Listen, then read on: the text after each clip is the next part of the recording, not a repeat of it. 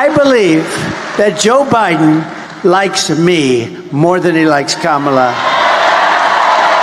You would think that in a day on which Donald Trump visited a McDonald's to play pretend and act like he was working, that it couldn't get any worse than that for his campaign. But no, this is Donald Trump we are talking about. And he always finds a way to humiliate himself a little bit more. And that is what he did at his town hall tonight, where we saw what we have seen for the past weeks and really months, which is the cognitive decline of Donald Trump. He was erratic, he was angry, he was aggrieved, and he was unable to speak through most of it in very key moments in which the crowd was even concerned for Donald Trump because of how much he is declining. And we are going to get into all of that before we do. Ice, if I could quickly ask you to leave a like on this video, and if you haven't already, and enjoy our channel, to hit that subscribe button really goes a long way, and it means a lot to me now. Like I said, so much cognitive decline from Donald Trump has become so apparent so fast. But of course, he wants to deflect from that. He's saying things like this. But the one thing they said that was great, we've watched this guy for 20 years. The one thing we know is that he's got no cognitive problem. I have no cognitive. She may have a cognitive problem, but there's no cognitive problem. It was nice that they actually said that. They said, you know, if anyone has any questions, we were grilling this guy for 2 hours or 2.5 hours. Got no cognitive. In fact, if anything, he's maybe better. I don't even know if I like this. Maybe he's better than he was 20 years ago. So anyway, no. I don't know who is advising him on the things that he says in response to the clear concerns about his cognitive decline, but asserting that you have the best cognitive ability and no one's worried about it. And that it's Vice President Harris who actually has the problem. It only makes you look worse. Actually, the projection is only revealing your insecurity. And as we always say on this show, and I can hear you saying it right back, every single Republican accusation is an admission of the truth about them. And that is the truth about Donald Trump here, that he is in complete cognitive decline. And speaking of truth, we saw the opposite from Donald Trump, as we always do, when he was asked a question about Social Security and Medicare and took a really strange direction in answering it. So we can see here. Will you commit to helping protect Social Security and Medicare benefits? A great question. The answer is yes. And you know, when you say fixed income, because of Biden and Kamala, nobody knows her as Harris. You know, I can't use the word Harris. And by the way, so he's asked about Social Security and Medicare programs he wants to destroy, and Republicans in Congress clearly have outlined that in their proposed agenda. And so he says yes. So that's the first lie. And then he says that no one knows VP Harris's name. It's funny, he's asked a serious policy question by someone whose life would be impacted by Donald Trump's plans to attack Social Security and Medicare. And he says, one sec, I don't care about you first. I want to ramble about VP Harris and say that no one knows her name. I know why he continues to do this. He is caught up in so many weird lies. Of course, the McDonald's one is the clearest that comes to mind, but another weird lie that wasn't just stunning to all of us, but was stunning to the moderator of the debate. Watch her eyes as Donald Trump spreads this lie right here.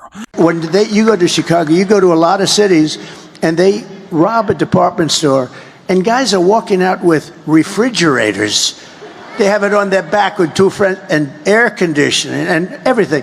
And they literally are stripping. And the police are standing outside, and they're shaking out of anger because they really want to do something, but they're told to stand down, stand down. People are carrying refrigerators on their backs, and police officers can't do anything. How strong do you have to be to carry, or just like put it on your back and walk out? He is living in a cartoon at this point, and he's doing everything he possibly can, going as far as he can with his farces, with his lies to fearmonger, and they're just ridiculous, almost as ridiculous as what he said right here. Leaders in the world, and I'm not 80, and I'm not that close to 80, but in the Biden case, He's 81 or 82. I think the exact number is that Donald Trump is 20 months away from being 80 years old. So, yeah, I'd say you're pretty close to being 80 years old. But for some reason, he thinks he can lie about that. And he thinks that he can pretend that he's not the oldest candidate to ever run for president and pretend like he wasn't talking about President Biden's age as an impediment to his success as president, which it wasn't. But it surely would be for Donald Trump, someone who is in clear cognitive decline. Not like he'd have any success as president. Anyway, we saw 2016. We've already read this book. I don't think we want a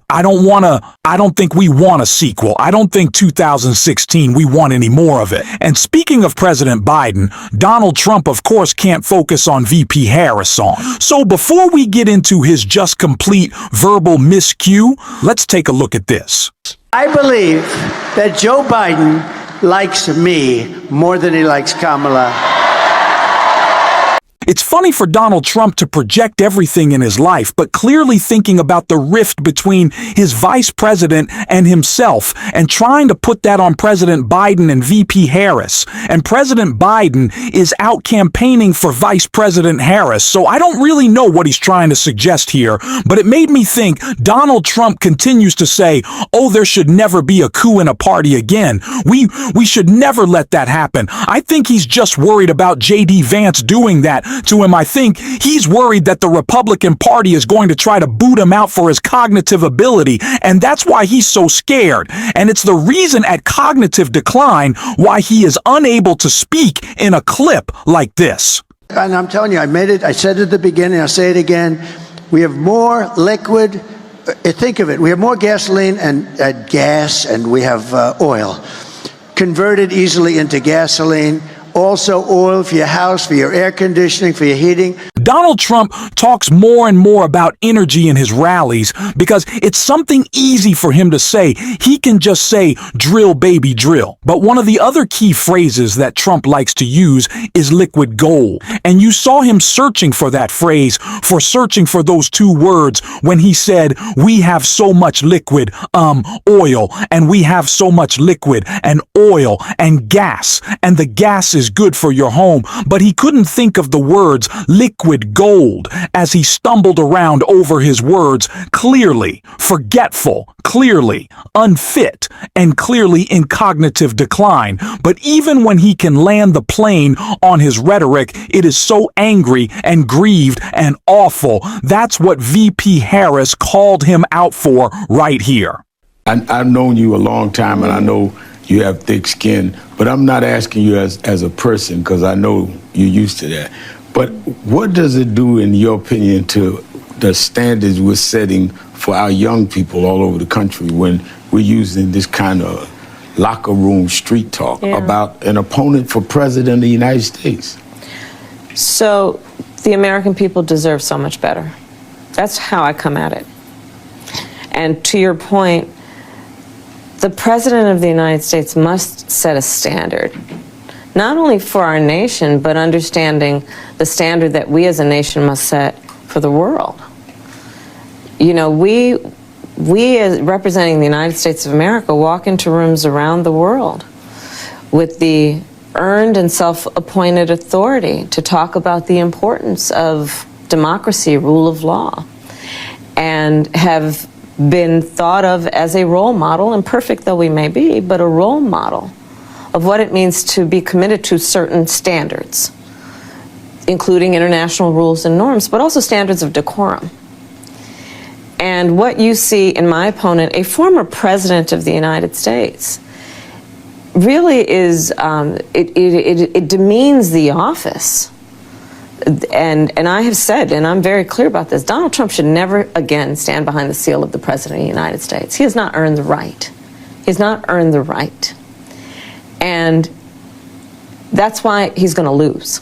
What type of example do we think this guy is setting for our country over the past 10 years? And why? What planet would we want to continue it? What planet would we not just want to cut it off now? One where he endangers people because of his rhetoric and is dangerous with it. Always threatening, always angry, something that Gavin Newsom called him out for on Jens Psaki's show today. bold assistance? Is that something within your government, within your team, you have to plan for and think about if he's elected? Well, it's something I don't even, not only have planned for, I experienced. This is exactly what we experienced in the few years that I did work with him.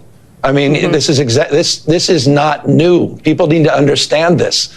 We had to make calls. We had to grovel with the President of the United States, who personally needed a call to do the right thing for millions and millions of Americans. By the way, millions that actually supported him as well. He's the most un-American nominee in my lifetime. I mean, this is serious, serious stuff. He's becoming increasingly unhinged, and as the Vice President says, unstable. The unethical nature of him is next level.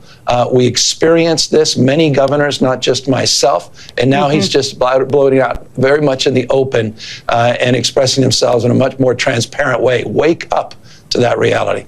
Do we really want a president where governors of opposing parties have to worry about disaster relief again? Because we saw that with Trump. But now this is an angry or more AG grieve Trump, who would, I think, be completely unwilling to help what he sees as blue states, even in times of disaster. And I know that's scary to us, but it's good that it's scary to voters. And we can hear that in this panel right here. I think he's running for himself to keep himself out of jail.